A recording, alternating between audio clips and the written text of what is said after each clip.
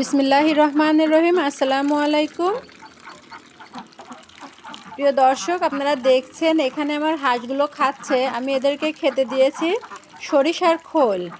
সরিষার খোল সকালে ভিজাতে হয়, বিকালে খেতে দিতে হয়, আর রাত্রে ভিজাতে হয়, সেটা সকালে খেতে দিতে হয়, তাহলে ভালোভাবে ভিজে যায়। এখন প্রচণ্ড শীত পড়ছে। এই শীতে সরিষার খোল অত্যন্ত উপকারী। যেহেতু এগুলো আমার ডিমের হাঁস, আমি এদেরকে ঠান্ডার ওষুধ বা অ্যান্টিবায়োটিক দিই, তাহলে আমার ডিমের প্রোডাকশন একদমই কমে যাবে। আর দিয়েছি 1 লিটার পানিতে 4টি নাপা বড়ি আর ইসেল। এই আমি এখন বিকালে খেতে দিচ্ছি এদেরকে। দেখুন আমার হাঁসগুলো আলহামদুলিল্লাহ সবগুলোকেই একটু সুস্থই দেখা যাচ্ছে। আজ কতদিন ধরে রোদ্দুর নেই, ঠান্ডা পড়ছে।